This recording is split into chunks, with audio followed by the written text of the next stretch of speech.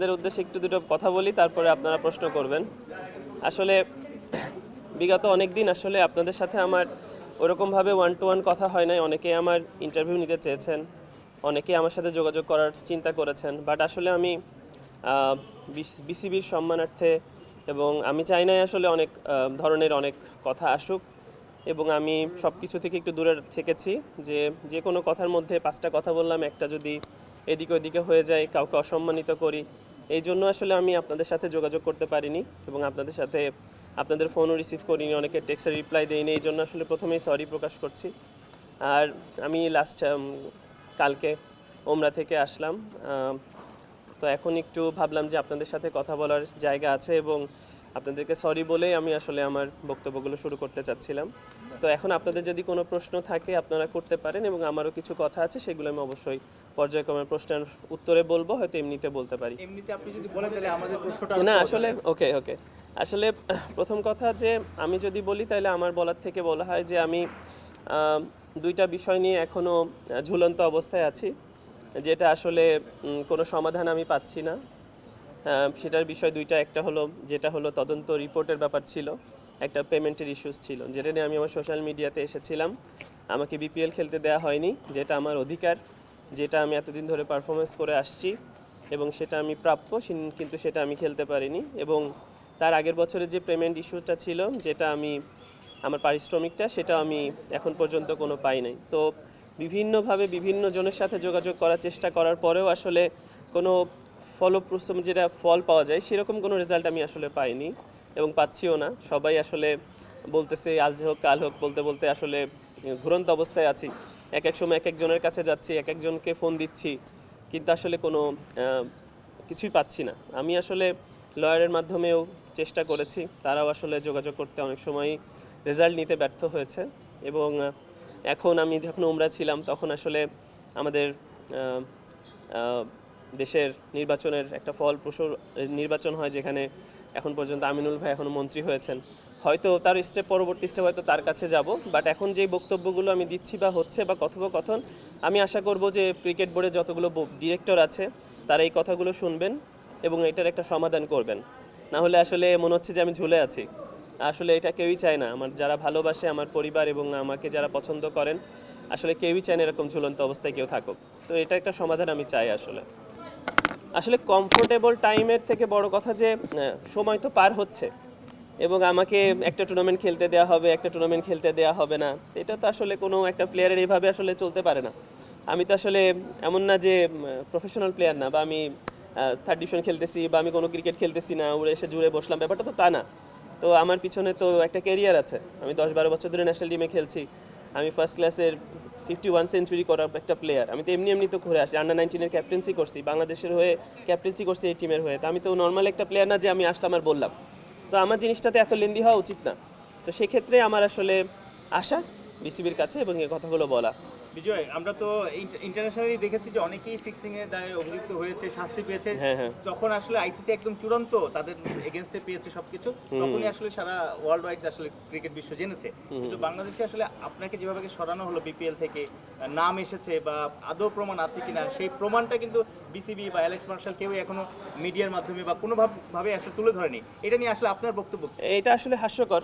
আসলে আমার কাছে মনে হয় যে কেউ যদি কোনো কিছু করে থাকে তার জন্য 1 মাস, 1 সপ্তাহ, 2 সপ্তাহে যথেষ্ট বের করা।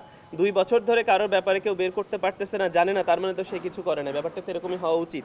কিন্তু আমি জানি না আমি নাসায় জব করি কিনা। নাসায় জব করলে বলতে পারতাম যে আমি ভাই হেভি ব্রেনি মানুষ, আমি এমন কিছু করছি কেউ বুঝতেছে না, একদম সাইলেন্টলি।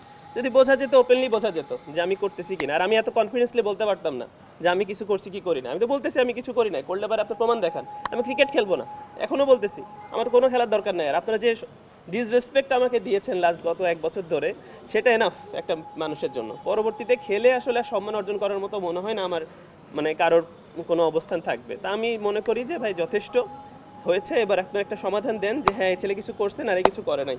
আদার দিন এভাবে ঝুলে থাকতে ভালো লাগে না। যেখানে যাচ্ছি আলহামদুলিল্লাহ আপনাদের দোয়ায় বা আল্লাহ রহমত করেছে আমি ওমরাতে গিয়েছি। আমি তাওয়াফ করার সময় আমার সাথে 10 জন মানুষ কথা বলেছে, এই সম্মান আল্লাহ আমাকে দিয়েছে। তারাও বলতেছে ভাইয়া তাওয়াফ করার সময় বলতেছে যে ভাইয়া আপনার ঘটনাটা কি ঘটছে। তো এটা আসলে কষ্টদায়ক যে তারাও আসলে একটা সমাধান চায় কিন্তু যারা দায়িত্বে আছেন তারা কেন বুঝতেছেন না যে আমার এই সমাধানটা আসলে প্রয়োজন?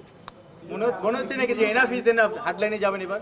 হার্ডলাইন আর কি আমার বলেন তো, মানে একটা মা বাবার সাথে হার্ডলাইনে কি যায় কেউ ছেলে? বিসিবি তো বলতে গেলে আমার ছোটোবেলা 13 থেকে মানুষ করছে, বলতে গেলে তার আন্ডারে আমরা সব কিছু খেলি, সব কিছু করি। তাদের কাছে হার্ডলাইন কি? তাদের কাছে আমি রিকোয়েস্ট করতে পারি, বারবার সমাধান চাইতে পারি, তাকে বলতে পারি যে আমার এই সমাধানটা করেন, যে আমি এতগুলো টাকা পাই, যে তুমি ক্রিকেট খেলছি, আমার পারিশ্রমিক তো আপনারা দিবেন, পারিশ্রমিকটা আমাকে দিয়ে দেন। আমি কিছু করিনি অন্যায়ভাবে, আপনাকে আমাকে বাইরে রাখছেন, আপনারা আমাকে খেলানোর ব্যবস্থা করেন সব ফরম্যাটে। ব্যাপারটা এইভাবেই তো আমি চাবো, এছাড়া আমি হার্ডলাইন আর কি যাবো? কোয়াব কিন্তু কোয়াবের বৈঠকটা কিন্তু আমার কাছে মনে হয় এটা টেবিলের বৈঠক, মানে আমাদের ইন্ডিভিজুয়ালি ভিতরে ভিতরে কথা হচ্ছে, কিন্তু এরা প্রকাশ্যে এনে ক্রিকেটকে কমপ্লিকেটেড করার আমার মনে হয় না দরকার আছে। আমি যদি ইন্ডিভিজুয়াল বলি, এই কথোপকথনগুলো আগে টেবিলে হওয়ার দরকার, ভাই আমার এটা দরকার, এটা দরকার, এটা দরকার না, এটা হওয়া উচিত, তারপরে এটা বাইরে আসবে। যখন ওখানে কিছু হচ্ছে না তখন আসলে বাইরে আসার কথা। আমার খুবই ভালো মতো মনে আছে যে ক্লাবের প্রেসিডেন্ট থেকে শুরু করে প্লেয়াররা যারা আছে তারা ক্রিকেট বোর্ডকে রিকোয়েস্ট করেছে অনেকবার যে এটার একটা সমাধান হওয়া উচিত, এইভাবে প্লেয়ারকে বাইরে রাখা উচিত না, এমনকি একটা নোটিশ আকারেও সোশ্যাল মিডিয়াতে পাবলিক করেছে, কিন্তু তারপরেও আসলে কোনো ফলবত রেজাল্ট আসতেছে না এবং তারা ক্লিয়ারও করছে না। একটা ক্লিয়ার তো ব্যাপার থাকবে যে বিপিএল ঠিক আছে, বিজয় অপরাধী না, তাইলে কি করবে? আমি যে 1 বছর খেললাম না, এটার আমার ফিনান্সিয়ালি সাপোর্টটাকে দিবে, বা আমি অপরাধী কি করবে, বা আমি 1 বছর খেলিনি, ওইটার টাকা পাই নাই, ওই টাকাটা আমি কিভাবে পাবো, বা পারিশ্রমিকটা কিভাবে পাবো, না কি পাবো না, একটা সমাধান তো দেওয়া লাগবে। তা আমি সমাধান চাচ্ছিলাম, সিম্পল। আসলে তামিম ভাই এজ এ প্লেয়ার বড় ভাই হিসাবে যে কাউকে হেল্প করতে পারে, বাট উনি কোনো প্রাতিষ্ঠানিক কোনো অবস্থানে নাই, মানে কোনো একটা পজিশনে নাই যে ডিরেক্টর বা এমপি বা মন্ত্রী বা হোয়াট এভার একটা পজিশন, যে পজিশনে উনি আসলে কোনো কিছু সিদ্ধান্ত নিতে পারে, কিন্তু উনি রিকোয়েস্ট করতে পারে বড় ভাই হিসাবে, আমাদের সিনিয়র টপ ক্লাস প্লেয়ার হিসাবে রিকোয়েস্ট করতে পারে, সেই হিসাবে তো কথা হতে পারে, ভাই কেমন আছেন না আছেন বা কী করলে ভালো হয়, সেই কথোপকথন হতে পারে, বাট উনি আসলে কোনো সিদ্ধান্ত তো দিতে পারবেন না, যে সিদ্ধান্তটা বিসিবি দিতে পারবে। ভাইয়া দেখেন, আমি বুলবুল ভাইয়ের সাথে এখন পর্যন্ত ফোনে আমি পাই নাই, আমি এসএমএস করছি, যে আমি এসএমএস করছি ওনাকে, রিকোয়েস্ট করছি ভাই আমি আপনার সাথে কথা বলতে চাই, তো উনি কথা বলতে চাই, উনি কথা বলেনি, বাট রিপ্লাই দেয় নাই।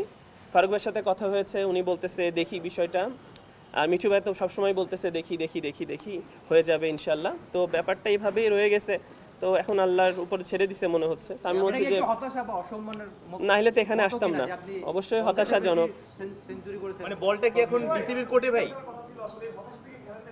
ভাইয়া দেখেন, আমার সিম্পল আজকে যদি বলি হার্ডলাইনের কথা, ভাই আমার ক্রিকেট খেলার দরকার নেই যতক্ষণ পর্যন্ত নোরান আমাকে সম্মানে ফেরত দিচ্ছে, সসম্মানভাবে সবাইকে জানাচ্ছে যে বিজয় অপরাধী না, বিজয়ের পেমেন্ট ক্লিয়ার হয়েছে, এই যে সব কিছু বিজয় যা হয়েছে, যে নামগুলো মিস্টেক বাইলি হয়ে গেছে, সন্দেহ তালিকায় ছিল, এখন জিনিসটা সুন্দর হয়ে গেছে, আমি সব ধরনের খেলাও খেলতে পারবে সুন্দর করে, বিসিবি যখন বলবে তখন আমি ক্রিকেট খেলবো।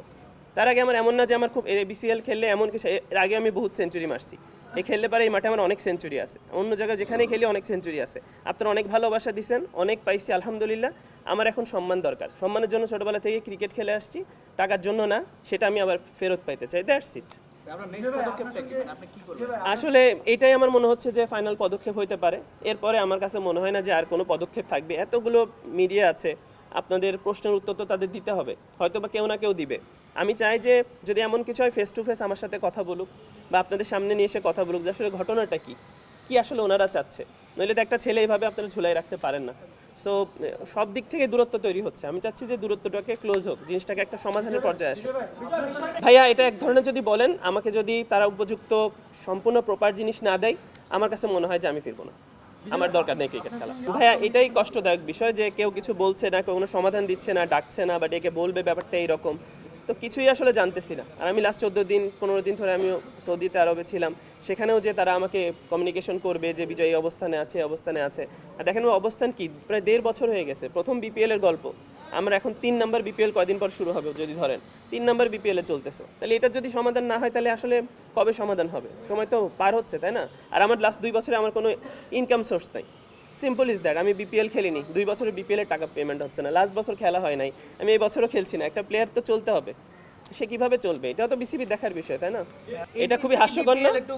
আমার কাছে মনে হয় এটা একটা হাস্যকর, আর এটা কি ধরনের সম্মান বুঝতেছি না, যে এইভাবে খেলতে দিবে, এটা দিবে না, তো এটা আসলে আমার কাছে এখনো কোশ্চেন মার্ক আছে, ওরা কী ধরনের ডিসিশন নিতে চাচ্ছে, আমার কাছে মনে হয় ক্লিয়ার করা উচিত, হলে সব ফরম্যাটই খেলতে দেওয়া হোক, নাহলে কোনো ফরম্যাটই খেলতে দেওয়ার দরকার নাই। আর যদি এইভাবে আসলে কোনোটা দিল না, আর কোনোটা সিলেকশনের প্রসেসের মধ্যে পড়ে নাকি, তা আমি বিপিএলে 3 নাম্বার হাইস্ট রান টেকার, আমি লাস্ট টুর্নামেন্টে আমাকে নেয় নাই, ওটা সিলেকশনের প্রসেসের মধ্যে নাকি পড়ে। সো কোনটা কি প্রসেসের মধ্যে পড়তেছে, আর আমি দেখেন একদম সত্যি কথা, আপনারা সবাই নর্মালভাবে অর্ডিনারি চিন্তা করলে দেখা যায় যে আমি যদি বিপিএলে কোশ্চিন মার্ক উঠছে বিধায় কিন্তু আমি প্রিমিয়ার লিগে অনেক অর্থ কম নিয়ে খেলছি, কারণ সবাই ভাবে যে এরকম একটা প্লেয়ারকে কেন আমরা টিমে নিব, তারা অবশ্যই টাকা আমাকে দিতে চায় না, যেই প্রাপ্য সম্মান আমার পাওয়া উচিত, সম্মানই পাওয়া উচিত, সে সম্মানই কিন্তু আমি প্রিমিয়ার লিগে পাই নাই। তো এবারও যদি কোনো টিম কন্ট্রাক্ট করতে চায়, সে চিন্তা করবে কি as a Vijay player 1000 run করে 900 রান করে, আদাদের একটা প্লেয়ার কমপ্লিকেটেড, ওদের নিয়ে বিসিবি ভাবতেছে কি ভাবতেছে না, বা ওর ডাউট আছে, তারা তো আসলে আমাকে নিয়ে ওইভাবে চিন্তা করবে না, এটাও তো সত্য কথা। তো আমাকে তো একটা ক্লিয়ার দিতে হবে সবাইকে যে এই বোর্ডেও যা করতেছে আগের বোর্ডও তাই করতেছে, মানে ব্যাপারটা একদম ইজি একই রকম হয়ে গেল। তো তা আমাকে মনে হয় না একটা সমাধান আছে, তো আমার কাছে মনে হয় একটা সমাধান তাড়াতাড়ি করা জরুরি। আসলে আইন আমি কখনোই এই মানে এরকম ব্যাপারে চিন্তা করি না যে আসলে মিনিস্টারের কাছে যাইতে হবে, এর কাছে যাইতে হবে, ওর কাছে যাইতে হবে, বাট এটা হলো মিউচুয়াল সমাধান। আর এটা তো নর্মাল যে আমাকে তারা কমিটমেন্ট করছিল যে বিপিএল এর পেমেন্টটা তারা দিবে, আমার খেলা শেষ হয়েছে, তারা পেমেন্টটা দিয়ে দিবে। তারা তদন্ত করতেছে 2 বছর ধরে একটা প্লেয়ারকে, তদন্ত রিপোর্টটা দিয়ে দিবে, কোনো সমস্যা নাই বলে দিবে, আমি আবার খেলায় ফেরত আসবো। একদম সিম্পল, এটা তো অনেক কমপ্লিকেটেড না যে আমি এখানে আমার বিশাল বিশাল জায়গায় যাইতে হবে, মন্ত্রী লেভেলে দৌড়াতে হবে, ব্যাপারটা তো তা না, এটা মিউচুয়াল সমাধান, এটা তাড়াতাড়ি করলেই তো হয়, এটাতে অনেক দেরি হওয়ার কথা না।